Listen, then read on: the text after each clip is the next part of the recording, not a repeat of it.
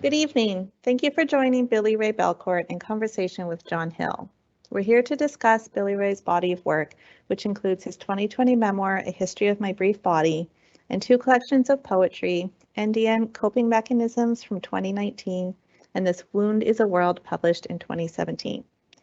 Quill and Quire has called Billy-Ray's work a masterful blend of the personal and the political, the ephemeral and the corporal, the theoretical and the emotional. Open Book describes him as one of the most imaginative and creative writers in the country.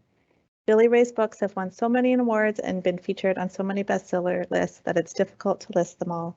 We're tremendously honored to participate in this conversation between Billy-Ray, who joins us from Vancouver, and Hamilton-based poet and artist John Hill.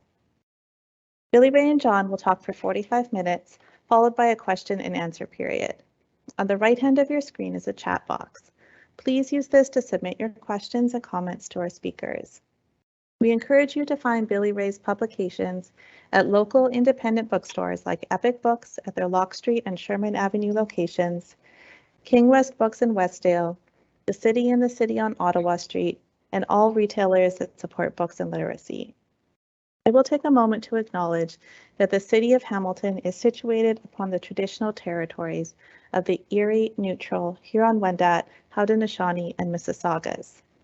This land is covered by the Dish with One Spoon Wampum Belt Covenant, which was an agreement between the Haudenosaunee and Anishinaabeg to share and care for the resources around the Great Lakes. We further acknowledge that this land is covered by the Between the Lakes Purchase of 1792 between the Crown and the Mississaugas of the Credit First Nation. Today, the city of Hamilton is home to many Indigenous people from across Turtle Island, and we recognize that we must do more to learn about the rich history of this land so that we can better understand our roles as residents, neighbors, partners, and caretakers. So now let's meet our speakers. Billy-Ray Belcourt is a writer and academic from the Driftpile Cree Nation. He is an assistant professor in the creative writing program at the University of British Columbia. A 2018 Pierre Elliott Trudeau Foundation Scholar, he earned his PhD in English at the University of Alberta. He was also a 2016 Rhodes Scholar and holds a Master in Women's Studies from the University of Oxford and Wadham College. In the First Nations Youth category, Belcourt was awarded a 2019 Inspire Award, which is the highest honor the Indigenous community bestows on its own leaders. He is the author of two books of poems, The Wound is a World, which won the Griffin Poetry Prize, and NDN Coping Mechanisms, and a book of essays, A History of My Brief Body. John Hill, they, is a poet and artist from Hamilton, Ontario. John is from the Oneida Nation and Turtle Clan of the Haudenosaunee. His family is from 6 nations of the Grand River Reserve. John graduated from McMaster University in 2019, and he is currently working on his first manuscript of poetry. He is also the Public Programs Coordinator at Hamilton Artists Inc., an artist-run center in the downtown core. Thank you so much for joining us. I'll pass things over to John now. Thank you so much, Nancy, and thank you so much to the Hamilton Public Library for facilitating and putting on this event and giving somebody like myself an opportunity to interview and to speak with one of my personal heroes, Billy-Ray Belcourt. Billy-Ray Belcourt has decided to open and has been very gracious enough to offer us a short reading to start off this interview. And so, yeah, I pass it off to Billy-Ray. Thank you so much, John, and to the Hamilton Public Library for having me. I'm virtually joining you from Vancouver, which is the unceded ancestral lands of the Musqueam, the Squamish, and the Tsleil-Waututh. I'm from the Driftpile Cree Nation in Northwest Alberta, a part of Treaty 8 territory. I'm going to read from the second chapter of my forthcoming novel, A Minor Chorus. I don't think I need to set it up.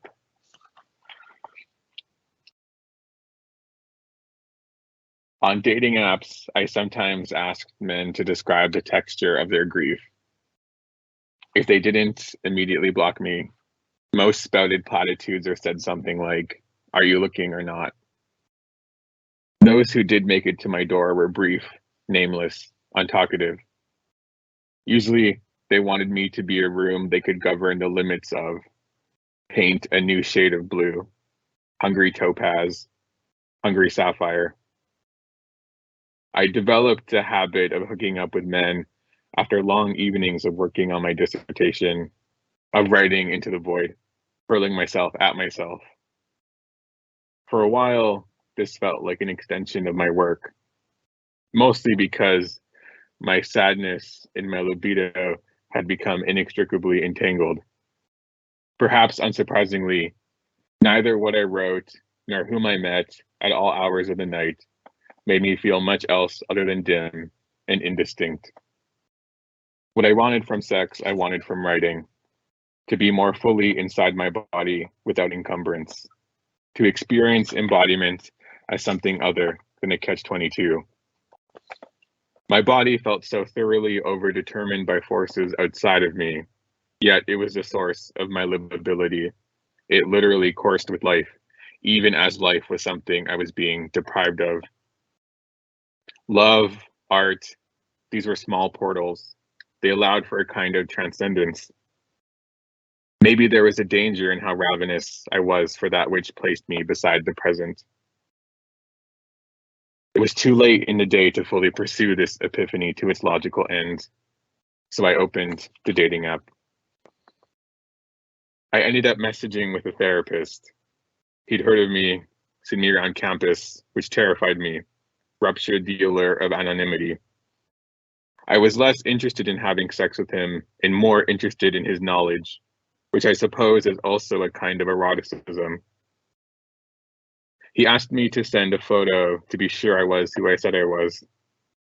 I sent him a candid photo a friend had taken one afternoon at a campground about an hour east of the city. You could see the tattoos on my knuckles, which spelled out my username, pre-homo. In my early 20-something's mind, the act was an homage to Barth's declaration that language is a kind of skin. I interpreted the aphorism literally, wanted to turn my body into a book of sad poems. I convinced myself that the tattoo would amount to a small refusal of the ways colonial systems demanded my invisibility. I hadn't yet understood that visibility begot its own kind of endangerment.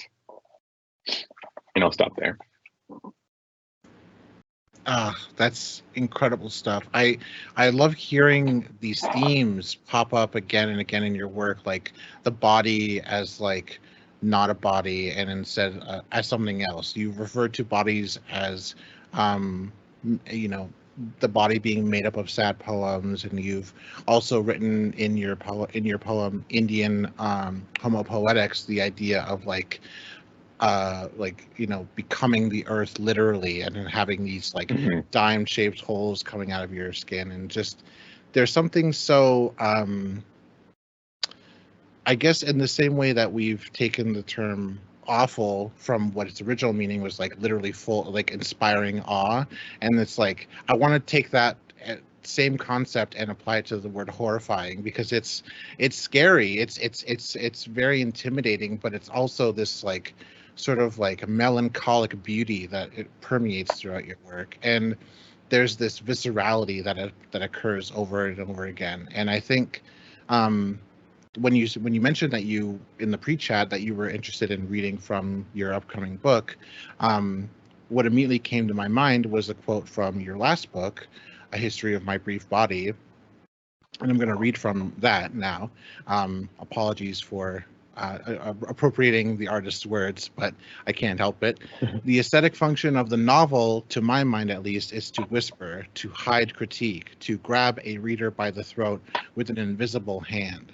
I want no part in this. My provocations will be barefaced. I won't trick anyone.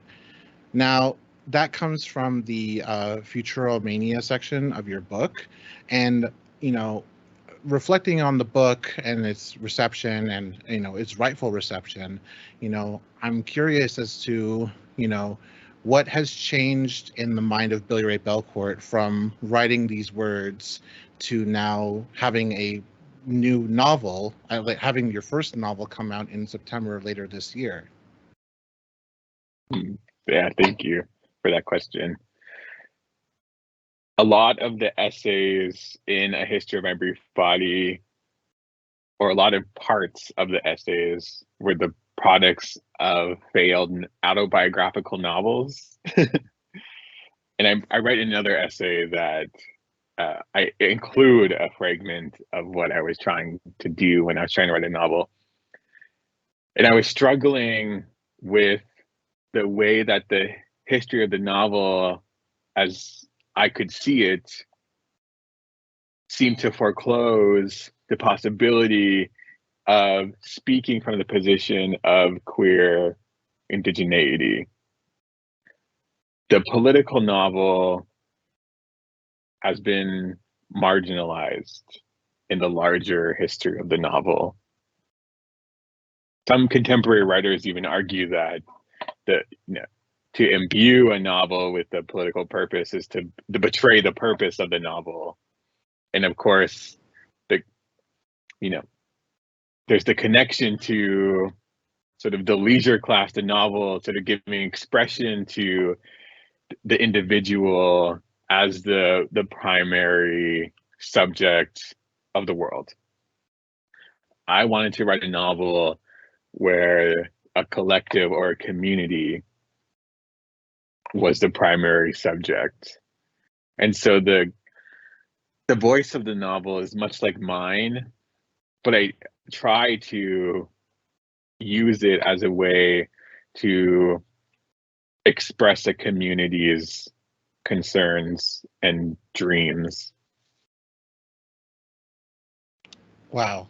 Yeah, your point about the political novel being, ostracized and marginalized historically, it kind of brings me to this idea of like political media in general, or politics in media in general, that the effort and the project of depoliticizing media to its in and of itself is a political project. It's politically motivated, and I'm thinking very strongly about assertions that have been made within the last few decades about prominent wheelhouses or workshops related to creative writing that are in fact like funded covertly or sometimes even overtly by governments to suppress different forms of novel writing, different forms of expression. I'm thinking specifically of the Iowa Writers Workshop being accused and later being found out to have been secretly funded by the CIA. And the Right. idea of show, don't tell as being this kind of way for us to take the political and the very overt messages that novels could be known for before in the first half of the 20th century, and put that all in a sort of like box where it's just we're not going to talk about that. We're not going to talk about the overt politics of novels anymore, and instead it's going to be very flowery, very very metaphorical, very abstract, and that's going to be a thing where anybody can project their hopes and dreams into and can interpret it in their own ways, right? I think there's something about your career as a poet and as an academic that I find so interesting, which is that poets and academics are often popularly accused of the same thing, but in two different ways, which is by being deliberately obfuscatory and deliberately like vague. And I think what's so funny about that is because academics are, within the popular imagination, they are meant to be these illuminators of truth, right? And poets are meant to be these like are framed with as like these,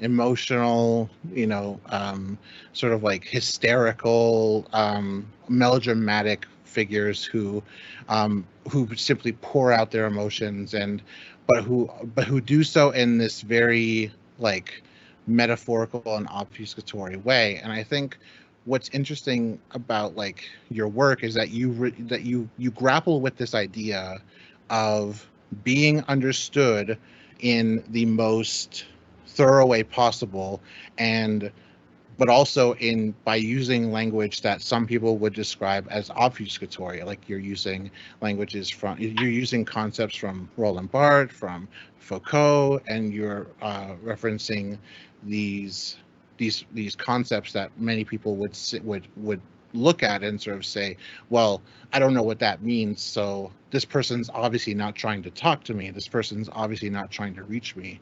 So do you ever have anxiety around being misunderstood and misinterpreted in your work, whether it's fiction or poetry or nonfiction? I think each book so far has been an immediate reflection of the person I was at the time of writing and of the aesthetic interests and preoccupations that I was grappling with. So the first book, This One Is a World, I wrote hoping that I could talk to other queer Indigenous people and youth in particular. So for some context, the last time we had John here as an interviewer, we also lost our author. And he was hoping that it wouldn't happen again. I shouldn't have said anything. I really shouldn't have. It's just, I was, oh man. I can't believe it. And let's not disparage words. Alicia Elliott and Billy-Ray Belcourt are joining us from different parts of Canada, so the onus is entirely on me, not on Billy-Ray or Alicia Elliott. It's probably all my fault, and that's okay. I'm okay with that. I think we can squarely place the issue on technology and not on you, John. Well, it's just that, sometimes I really think about the history of Indigenous people interfacing with technology and using it to their own ends. It's just that we're still not, Indigenous people have a very long and storied history with like radio, for example. Radio technology is quite a proficient and like effective communication tool between nations or reserves or reservations that are highly isolated. So, I think about like telecommunications, I think about mass communications, I think about mass media, and I think about, we're just not quite there yet with being able to grapple and manage the internet, because sometimes it feels too big and not entirely within our control. Right. Hello. The whole app just crashed mid-sentence. So I apologize for that. That's okay. It happens. So you were saying that every work that you have written and published so far has been a direct reflection of the person who you were when you were writing it. Mm-hmm. And you feel like there, and could you connect that to this idea of being understood and trying to reach out other people? Mm-hmm. Mm-hmm. And so as I saw the reception to my first book, and feeling at times, or struggling at times with the way that it was being taken up, primarily by non-Indigenous audiences, as a simplistic work, and then wanting in subsequent books, especially these three now, the three books after that one, to marshal a certain register of philosophical thought to show that Indigenous writing can be difficult and can grapple with concepts that philosophers have been grappling with for a while. But I think that I think often of something that Toni Morrison said, which is that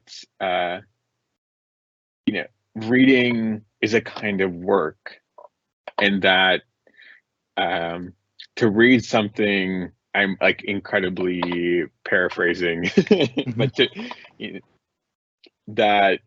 read is to reread, and I take a great deal of guidance from that. But I do think, you know, in the one I'm working on now, I am interested again in writing in a way that can connect on an emotional level firstly, and then an intellectual one after that. So really tinkering with maybe my prioritization of certain techniques and styles and themes, and I'm assuming will change and ebb and flow as my career unfolds. For sure. And what an unfolding it will be. It will be a beautiful unfolding, like a map that becomes the land, you know, this idea of like transcending the representational into an actual, right? I think that's something I find so beautiful about your work, is that you've undertaken this project that I try and undertake in my own work as well, which is that simply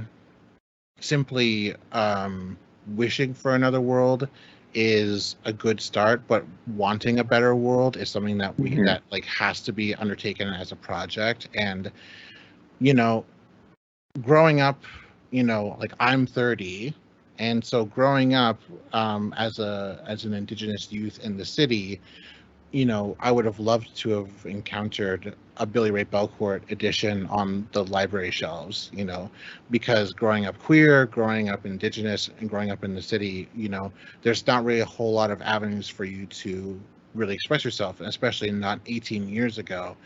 And so now it feels like being a little bit older and experiencing this renaissance of not only queer literature, but Indigenous queer literature as a whole, you know, it's quite invigorating and it's quite activating. And so I see it as an invitation for people to, you know, open their minds to what can be possible and what can appear on shelves and what can appear in their lives. Is that this sort of like beck and call, this sort of like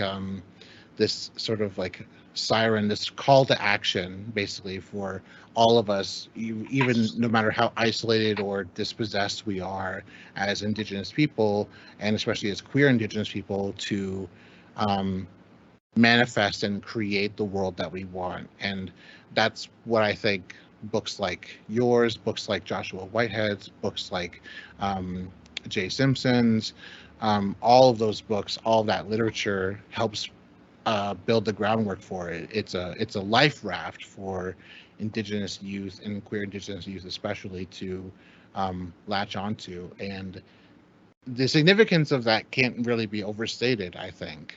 I think it's truly important. I think on that subject, I wanted to talk a little bit about your origin story. So you've mentioned in interviews previous that poetry wasn't a project that you undertook until you were already an undergraduate. And what I'm curious about is you talked about how you read books that were on your sister's reading list when she was at post-secondary education. And so, and you've mentioned several books that you've read when you were in your undergraduate, when you were taking women's studies. But when you decided to take on the project of poetry, what was your prime motivator, and who was that life raft for you?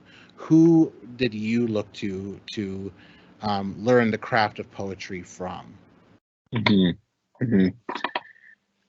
So yeah, I was about 19 or 20, and I've told this story before, but I was becoming frustrated with the lack of space in my university classes to write autobiographically and about my family and our community. And I turned to poetry to do that. I think a lot of young people need ways to do the work of self-making. And poetry was the way I did that. It partly stumbling onto videos of spoken word performances on YouTube, like of Dinesh Smith and Hanif Abdurraqib. And then later reading, Ocean Vuong's first book, Night Sky with Exit Wounds. But before that, trying to attune to the digital poetry scene and glean what I could from there. It was a kind of self-education. I studied by way of close reading, learned how to write poems by closely reading them. And I read, voraciously and as much as I could. And I wanted to write poems that I could, with which I could anchor myself to the world, and hopefully, others as well. And I remember I was sitting in my apartment in Edmonton in I guess this would have been my last year of my degree. And I had written a poem about a round dance, the poem called Sacred in my first book, and the homophobia that I experienced at a round dance. And I read that to my roommate, also an Indigenous person. And I think it was then where it was clear that I was onto something. I remember we both had a cry on the couch. And then I later, only a few weeks later, had my first ever reading at a University of Alberta event, a critical Indigenous masculinities event. And there was a woman in the audience who later introduced herself to me, who had a queer Indigenous son and had, he had passed away. And she said that my work gave her a sense of who he was, that she didn't really have access to. And I remember, again, we were crying and hugging. And so those very early moments were important in instead of fortifying for me that the work I was doing was not just sort of sound technically, but also emotionally and politically. Yeah, that's incredible. I think there's the kind of validation that you can get from starting out as a poet, sharing your work with your teachers or whoever is first one to force poetry on you, which was how it happened with me. I had a poetry assignment forced on me when I was 12 years old, and then now here I am. But getting that kind of validation, first it's a grade, and then it's the validation of well, for me, growing up quite isolated from my community, it was non-Indigenous peers, and then there was this sort of feeling that things were possible, that there was this kind of potential energy latent within me to tell stories about my experience. And then the validation and the recognition from a community member is the kind of thing that can really light your fire and fill your cup, as my mom would say. It's really interesting to hear you talk about your journey and how it's sort of there's this sense of urgency I sense from your career and from your life, and maybe part of the clue of that is in the title of your most recent book. But could you talk a little bit about the sense of urgency you have as a young Indigenous queer writer in exercising so much of and putting so much of your time and effort into creating works that will outlive you? Mm-hmm. I think canon of queer Indigenous literature is currently being written, and it is energizing to be a part of that. And relatively speaking, there are so few books by queer Indigenous people, trans and two-spirit people. And so that means there's an urgency to what we're doing. It's important to have one's life reflected in media, in literature. I think to think of one's life as a possible life is critical. As a youth, I struggled to imagine a future in which both my queerness and my indigeneity could be given full expression. So much of my work, I think, comes out of that period of sort of self-alienation, and I write about it again and again. And it, it's in this novel as well. I can't seem to stop writing about it, because I think it, when I think back to my adolescence, it was a time of such intense sorrow that I never talked about.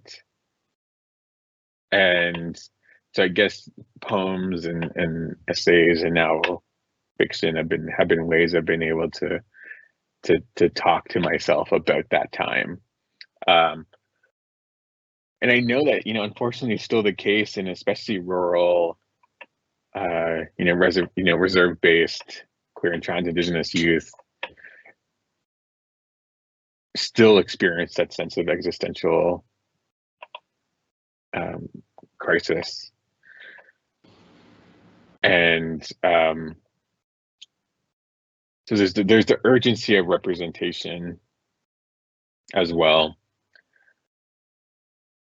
But I think also there's a kind of a self-imposed urgency where I wanna write as good of a book as I can.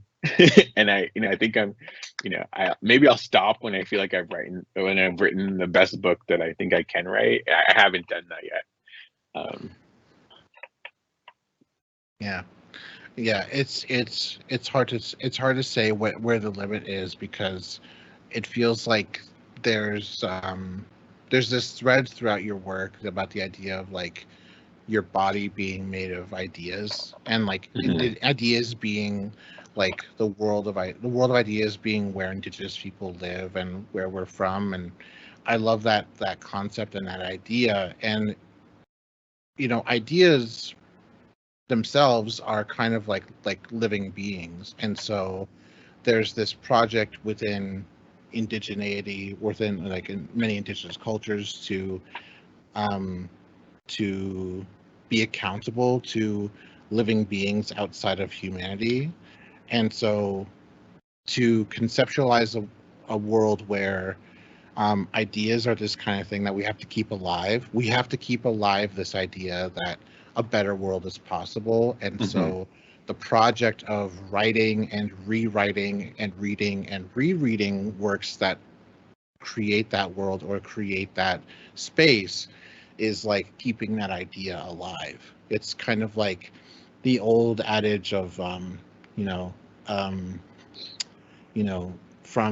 from old tape trading days, the idea of like keep the tapes moving, this idea of like passing around knowledge and information amongst ourselves in order to foster a sense of belonging. And I think that's super integral to, I think, the moment that we're living in, where so many Indigenous poets, queer Indigenous poets, queer artists, and Indigenous artists are in communication with each other and in dialogue with each other. If not through their works directly, then certainly like through the medium of like the internet and like online spaces. And I think I think it's totally a beautiful thing that I think I'm excited to see manifest more throughout your work and throughout the work of others as well. Mm-hmm. So I guess I will finish off with one last question, just like that other thing that's been on my mind, which is the creation of a minor chorus. Talk about the beginning of the creation of the novel, and then where you're at now and what you're hoping to do in the future. Mm-hmm. Mm-hmm. I suppose in the summer of 2018, I first became fixated with the idea of writing a novel, and I referenced, one of the translators of Barth's work, Kate Briggs, in her introduction to essentially his last work, before his untimely death, called the preparation of the novel. She says that he had this fantasy of the novel, and that was both about the literal object, the cultural product, but also the way of life that it represented, a sort of total commitment to art and imagination. And I suppose that was what struck me as well. But I had, again, no formal training. I was, writing into a void and struggling and producing, failed attempt after failed attempt. Then finally in 2019, I realized that if I had anything to say, at that point, I had already written 3 books. If I had anything left to say, that it had to be about Northern Alberta, because I hadn't yet, I'd written poems and made gestures to Northern Alberta in my essays, but I hadn't really tackled the site, the place, head on. And so I started writing about someone similar to me, sort of that bears all the same identity facets that I do, returning to Northern Alberta to write a novel. So there's that metafictional aspect that I think,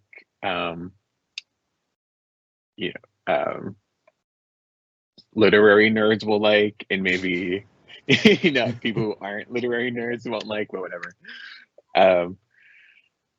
And I also wrote a lot of it in a time of a pretty deep depression, and I think it was one of the ways that I wrote. I felt like I wrote into the depression in order to come out of it.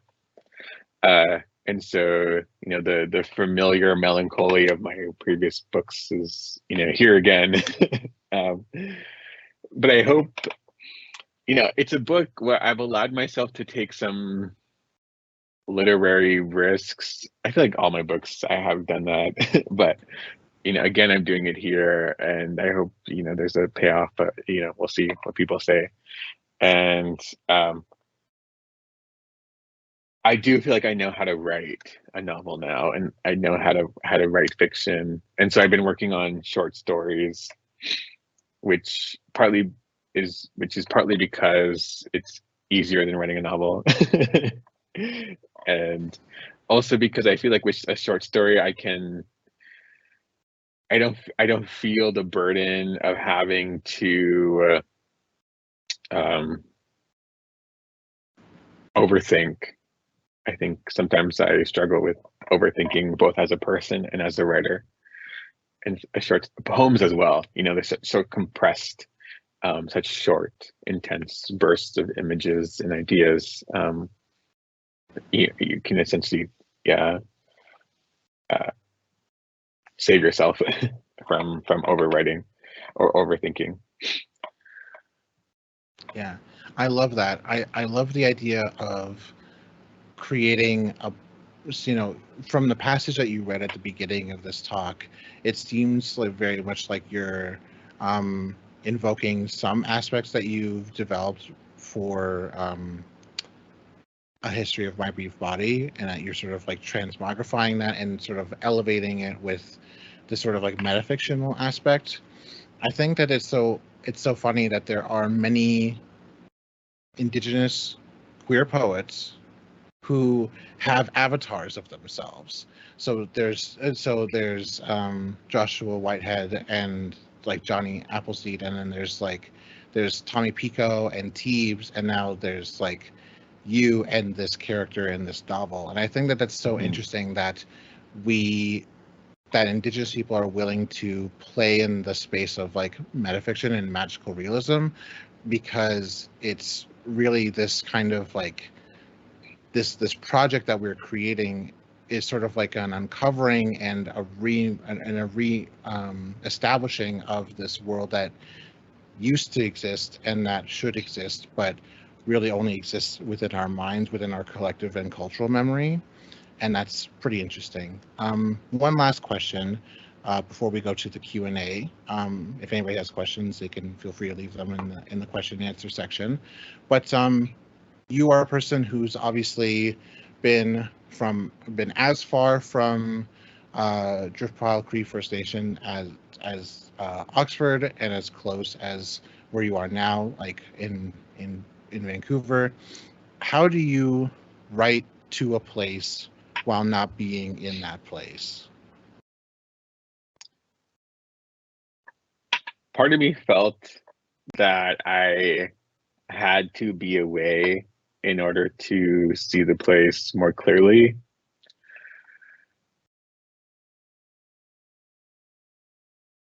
And it's not unsurprising that once I left Edmonton, I also started writing more about Edmonton. And then I continued to write about Northern Alberta. But my characters, or most of my characters, you know, the protagonist of the novel, and then some of the protagonists of the stories I'm working on now, they sort of return to, or they write from a distance, or they're elsewhere. I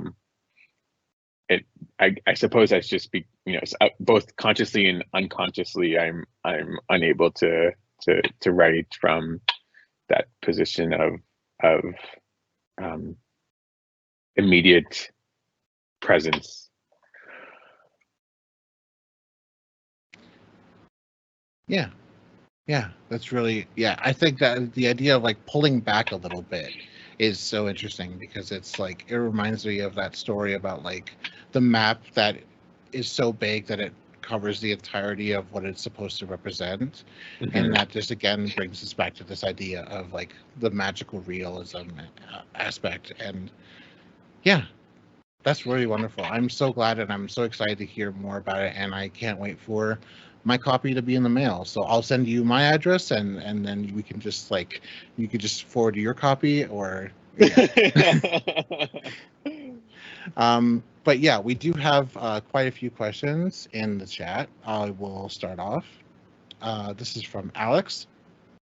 Hi, Billy-Ray. While you were off camera, John talked about the importance of radio in Indigenous communities. I was talking about mass communication, but I brought up radio, how internet's very fickle. Now you're talking about watching spoken word poetry on YouTube.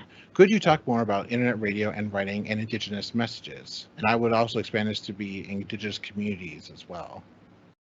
I think you already alluded to it, but one of the most available forms of community for queer Indigenous people is the internet. And a lot of the, my core friend group, which is mostly queer Indigenous people from the prairies, we first met on Twitter and then connected in real life. And sort of we gravitated towards each other, and without the internet, we might have never met, or might have never become so close. But I think in terms of rural life, especially now, when I was still in Northern Alberta, I didn't have high-speed internet until I left and moved to Edmonton. now they do have it. So there's that makes available to them a larger sense of scale. Growing up, the world felt so constrained to where I was, and I got brief glimpses of something else on TV or in music, and in books, but still there was a sense of a feeling of distance that I think is much more easily surpassed now. Do you have anything to add about Indigenous media?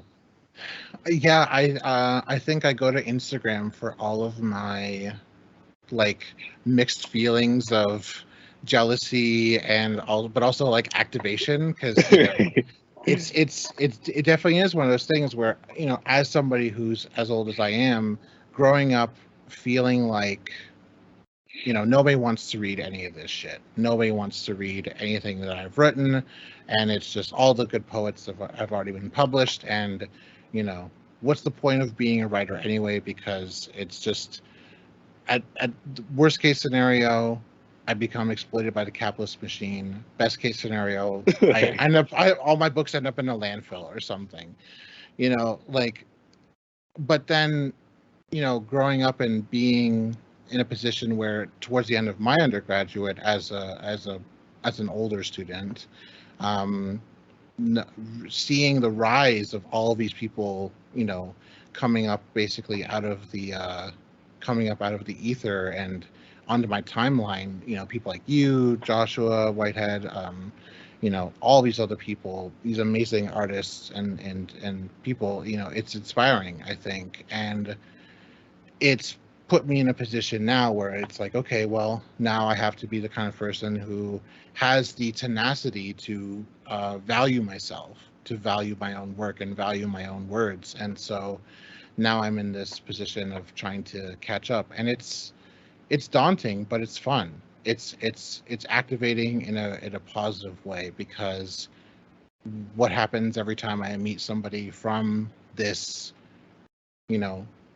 community is, they hear my story and they say, you got to do it. You now it's your turn. You have to do it, And I think that's the kind of thing I chase for, is the sense of community solidarity, because it's in the presence of all of us together that this thing called like the decolonial future is possible, right? And a future where we all exist and we're all happy and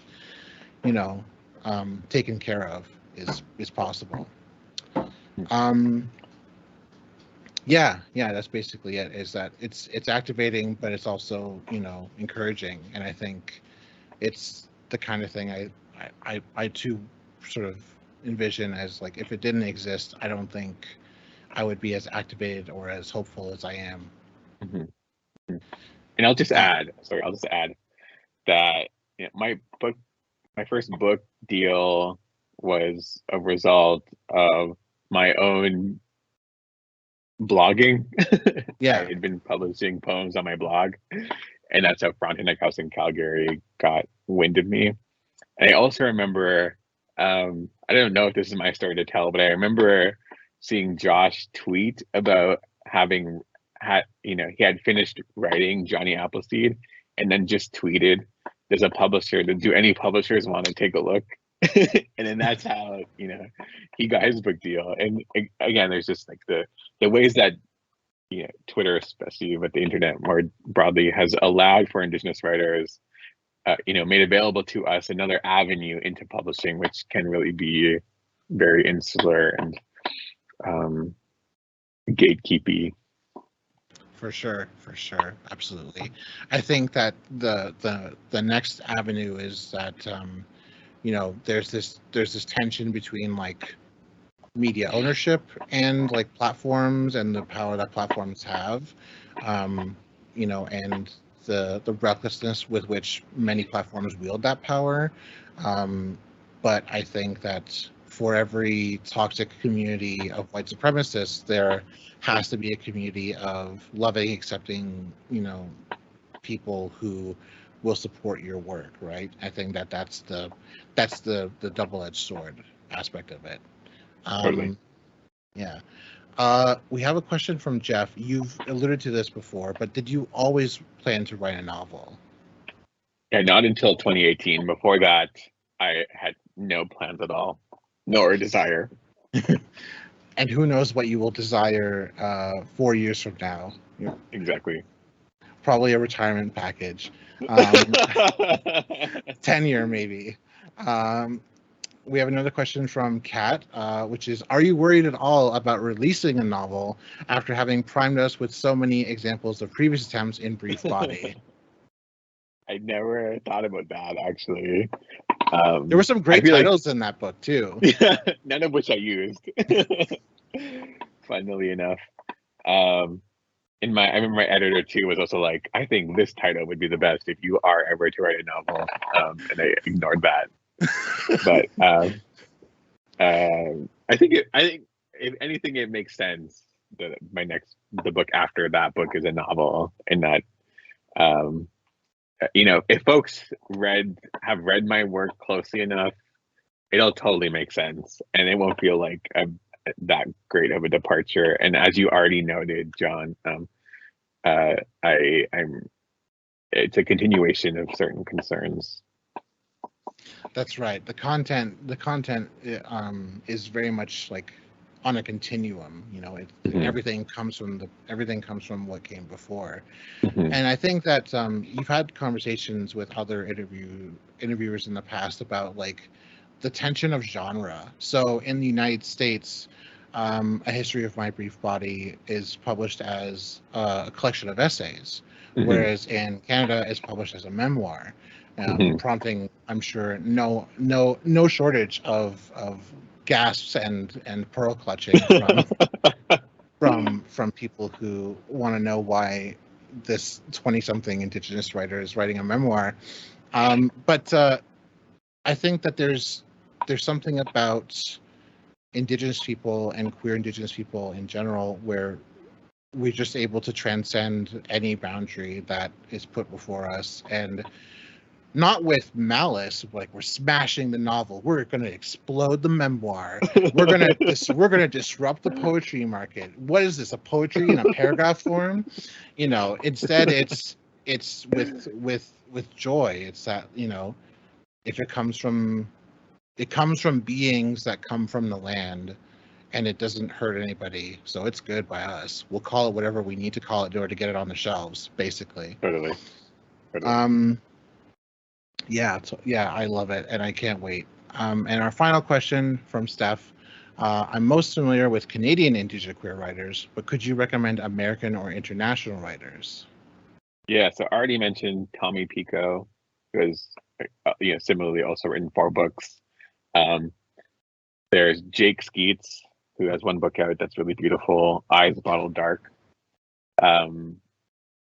Natalie Diaz's work. She just won the Pulitzer Prize for poetry. Maybe the first Indigenous person to win that specific prize. Another writer just published his first book, Michael Wasson. The book's called Swallowed Light. He's based in, I think, Japan actually, but is Nez Perce. Wow.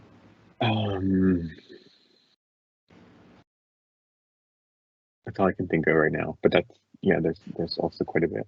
Yeah, Tommy and Jake were the first ones who came to my mind, and I met Tommy in Toronto just before the pandemic, and I had him sign my undergraduate thesis, which was an epic poem that's like 18 pages long, and I think that was one of the first the first signs that I had real support from people who I looked up to, who were doing who were doing it themselves, and didn't matter if they were printing their own zines or writing on a blog or a website, that they were getting their word out there and they were doing what they had to do in order to bring indigeneity to the forefront.